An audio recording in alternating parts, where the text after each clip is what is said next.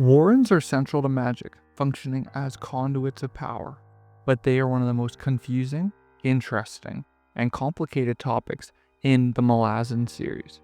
So today, we will delve into explaining them in under 6 minutes, or try to. So let's begin.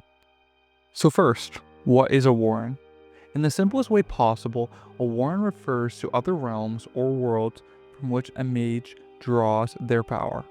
Every warren is different, with each one having its own unique characteristics. For example, ice, light, or fire, to name a couple. These characteristics are very noticeable when you travel to the warren or use the warren's power. For example, if you enter Thyre, the warren of light, you are greeted with a realm of gold fire, wild storms on all horizons, and a blinding sky. A mage would use Thyre, otherwise known as the Path of Light, in many different ways.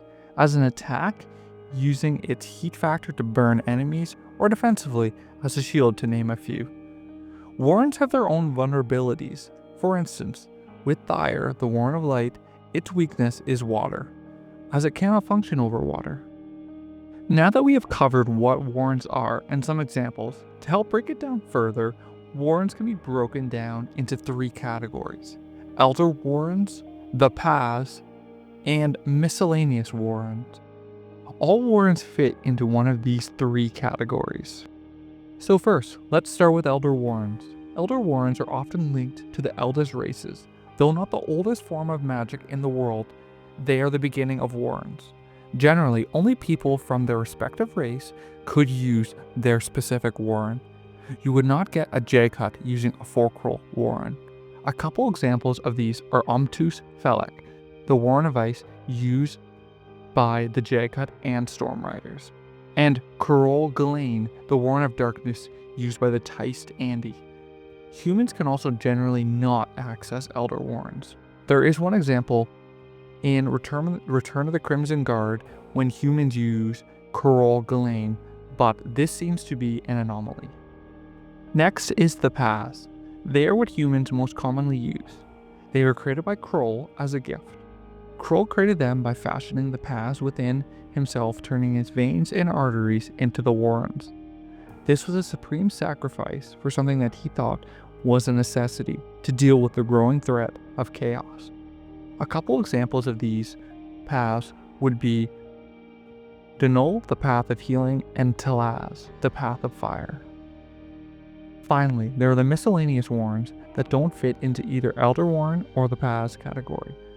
This is a catch-all basin. There isn't a theme with this category, so I'll just explain some of the important ones quickly. First is the Warren of Chaos, the most important of the miscellaneous warrens. It is the raw, untamed, underlying force that is opposite to everything organized in the magic world.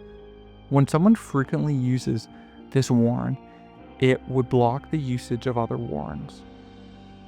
Then there is the Imperial Warren, which the dead warren recently discovered and now used by the Malazan Empire for travel. A dead warren is typically understood as having no energy, meaning you cannot use it to create magic, as well as being in a state of ruin and destruction. So now we enter the final topic. It is using warrens. This topic is more focused on human mages than the elder races. To begin, not just anyone can access warrens. Generally, you are born with the talent or not. But if you are born with the talent to access them, there are varying degree of skill levels. Normally, human mages are born with the connection to a certain warren. It was rare for a mage to wield more than one, and extremely rare to wield all of them. Being confined to a single warren might seem like it would restrict your ability to perform certain magic, like casting a fireball without access to Telaz, the path of fire.